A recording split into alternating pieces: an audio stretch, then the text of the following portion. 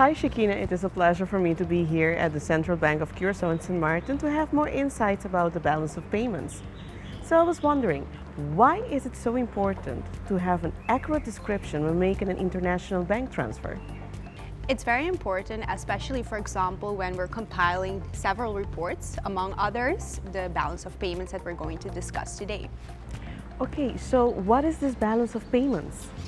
This balance of payments provides a summary of economic transactions between residents of Curaçao and Sint Maarten, like for example, you and me sitting here, compared to non-residents, so those people and other companies that live abroad or that are operating abroad, like for example, in the United States or in the Netherlands. And these transactions are recorded in a specific period, like for example, per quarter or per year. So how does this description make any difference? It's very important because let's say if I'm making a payment abroad, it's necessary for us at the central bank to know what type of payment this is, because otherwise this payment will be categorized in the wrong area within the balance of payments. Let me just give you an example.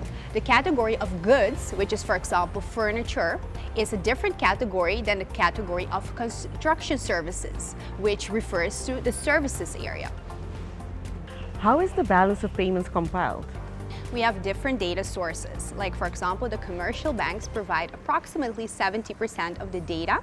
In addition, we have the tourist offices, we have the governments of Curaçao and Sint Maarten, we have data that we get from companies, like for example, hotels, restaurants, also information from hardware stores. So it's a bunch of data that we receive and for which we use a digital platform in order for it to generate all the information that eventually will be presented as the balance of payments.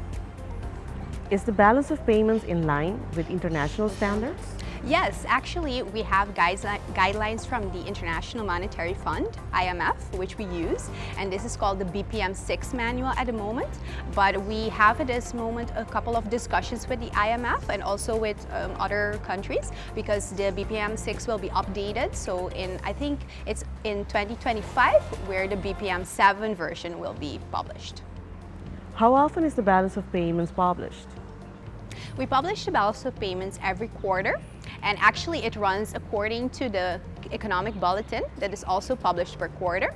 But the intention for us is also to add infographics that we recently started doing, so that every quarter we can highlight an area that is very important regarding the balance of payments. What can people do to improve the accuracy of the data for the balance of payments? That's a very important question, because each of us can contribute to the accuracy of the overall balance of payments. Like for example, let's say I'm doing a transaction abroad.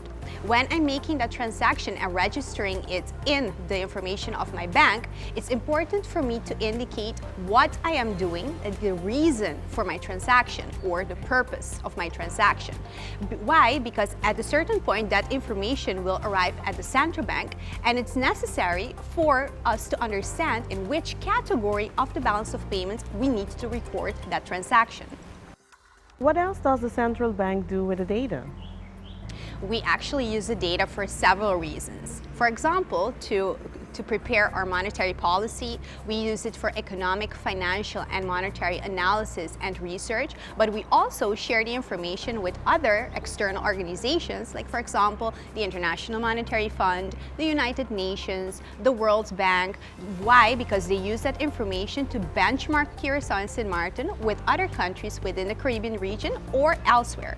But we also share that information with people here in Curaçao, like for example, students that are going to prepare their thesis for their analysis at a university, or for example with the Central Bureau of Statistics of Curaçao and also the Department of Statistics in Sint Maarten.